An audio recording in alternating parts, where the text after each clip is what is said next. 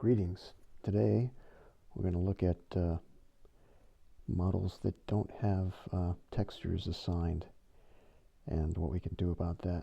So I've got a model I downloaded previously,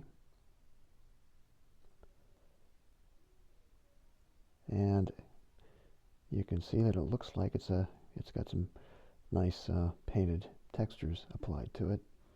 So we'll copy this model over, which we have to do on modern Android because it locked down the file system.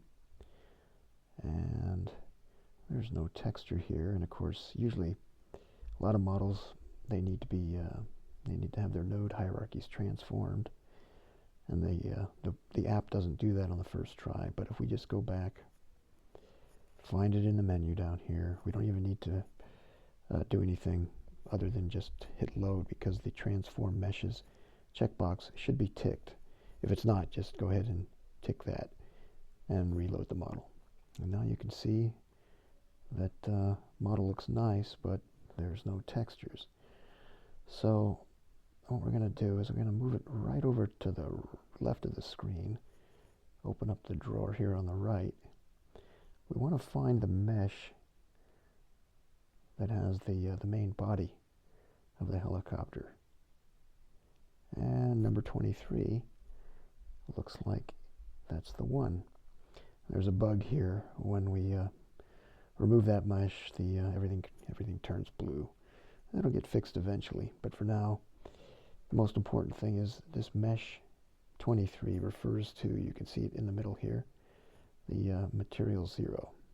So what we're going to do is restore that and look for material 0 down here in our materials list. It's right here at the top.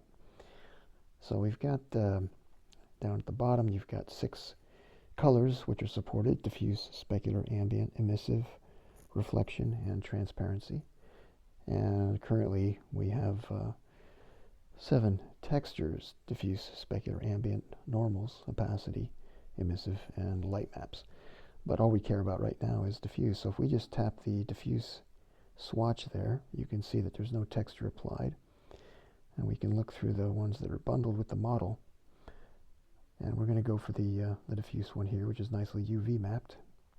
Tap that, and you can see we have it now in the diffuse swatch up here in the material. But more importantly, as you probably noticed, we now have the texture applied to the model, which is nice.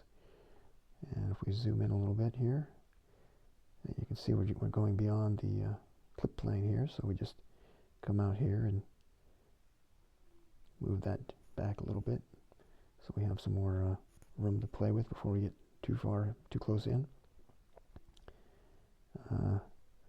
Let's adjust that a little bit further out. So you can see that the texture gives us nice rivet detail as well.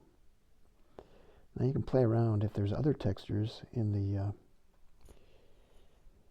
that the model's bundled with. You can apply those as well. So we'll put the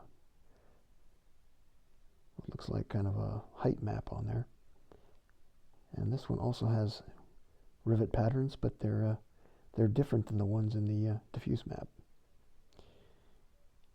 So one thing you can do is we're going to go back and replace the bump map texture with the original diffuse. That's what we want. And then we're going to put that bump map in the specular, like so. Now we have a texture on the diffuse and a texture on the spec. Now, if we want to bring out the specular, make it easier to see, what we can do is bring the strength of the diffuse channel down quite a bit, and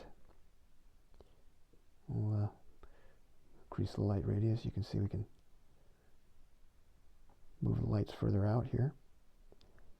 And in the specular, if we bring the power down a bit, we'll get bigger highlights. And that'll make it easier to see what's going on.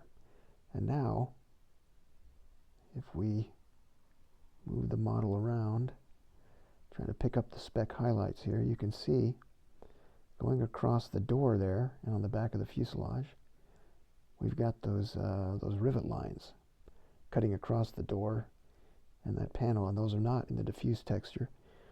And if we want to verify that, we can bring up our spec panel, and instead of using the texture, we'll use just the color, and you can see that the rivets go away, proving that those rivets are in the specular texture.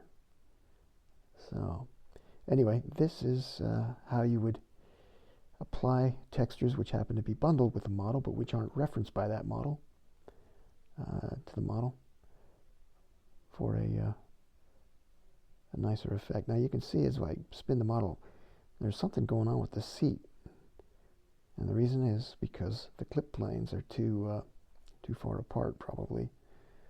So if we move that near clip plane out, you can see that problem goes away. So once again, the clip planes are your friend when you're seeing these kind of scintillation artifacts where things are flashing as you rotate or move in and out.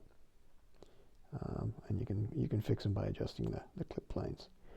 But that's what you can do with the materials, using the meshes to figure out which one you want to replace, or which materials attached, I should say, and then using the materials to attach. And if you get the again, if you get the blue color affecting things, just step back out and just reload, and should put it back to the proper colors. And that's the extent of the tutorial for today, and thank you for watching.